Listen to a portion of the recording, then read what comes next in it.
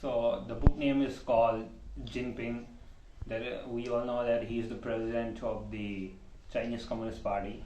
So in his book, the first chapter is called as Socialism in the Chinese Characteristics. In this, the previous video which I have reviewed in the Manipuri version, in that I have spoken about the first chapter in that subtopic, that is the people's wish for a good life is the goal of their government.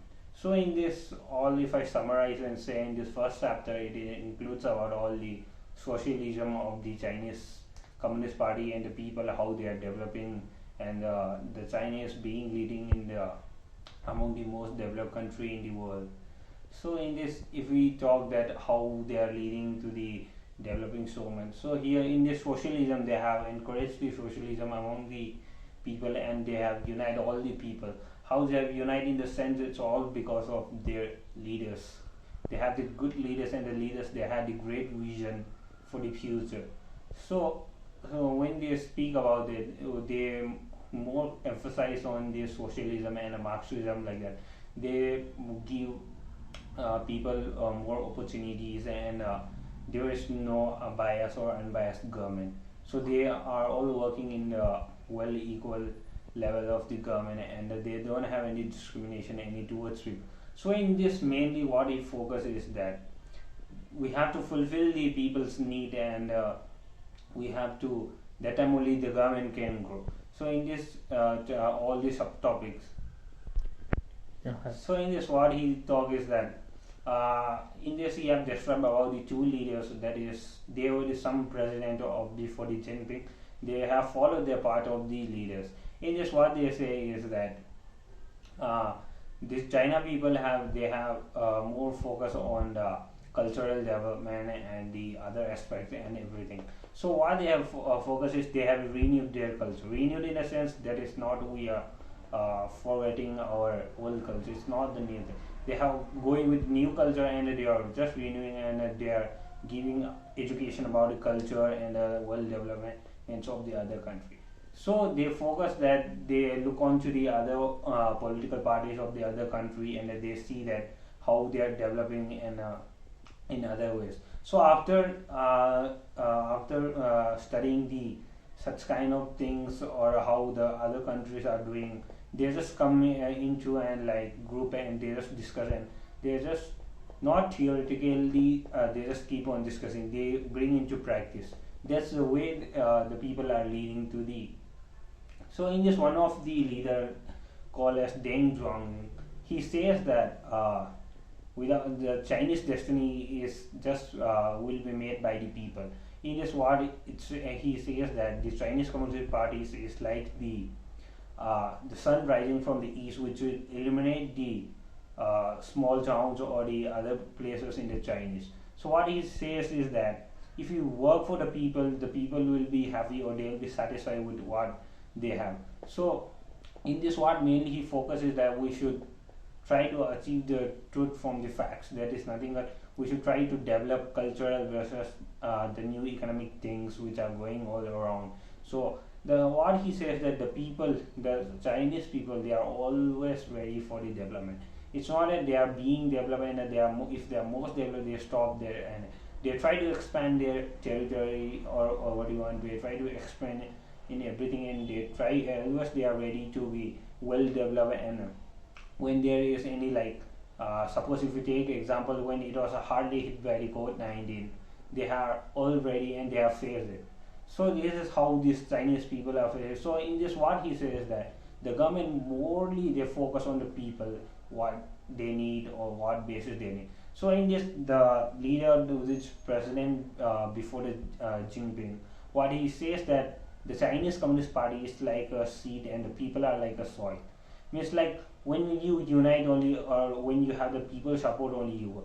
So in this what he states also, he states many beautiful lines, that is he says that it's like why the government which is ruling party, if suppose one party is ruling in China, so what is the biggest fear of that ruling party will be like if they are divorced from the people.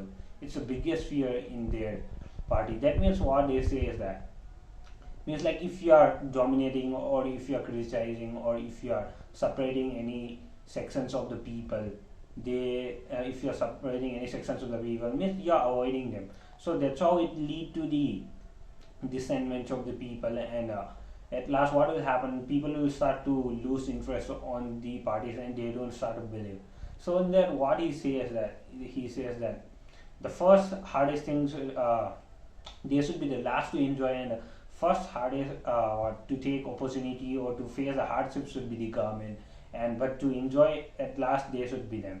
So he says that all the people should get equal opportunities, or they should have the fruitful results. So they come into discussion, and when anything happens in the country or any particular place, they come into the place, and they just discuss and bring out, or they just discuss a lot with the people and what people needs, and they just iron out it.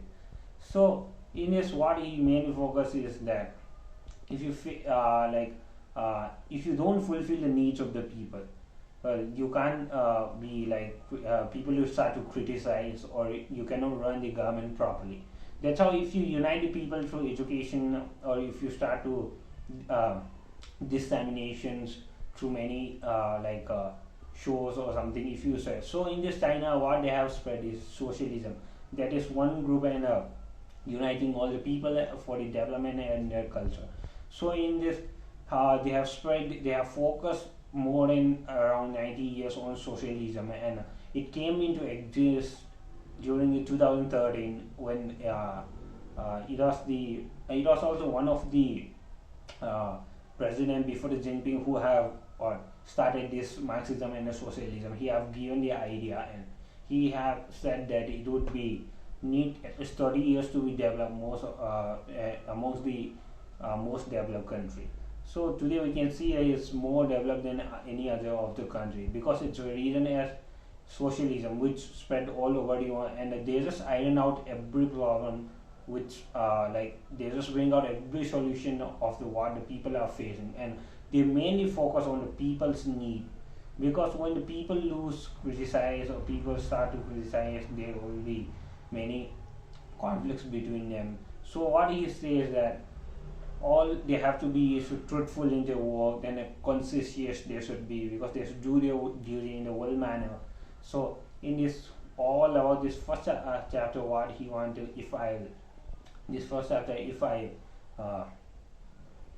try to say is like they have focused more on uniting the people from the small onwards through the education or many other things, and government have been working not in like corrupting way or something, because they are all well developed, or their mind is developed. So all this can be, or all these changes can be all we bring from just education and nothing else. So they have been working in a truthful manner, so the people, they feel fulfill their basics. So that when the government say anything to the people, or so what they say is that they are the students of the people. In this book they highlight that the government ruling parties, they are the students for the people, and the peoples are the teachers for them, because people also have many different kind of ideas, and they bring out and they discuss, and if they have any problem, they solve it. So this is how this China government have been leading and developing all these, and they have been leading in among the every world that China is the most developed country. So in this chapter, all this is saying by this first chapter.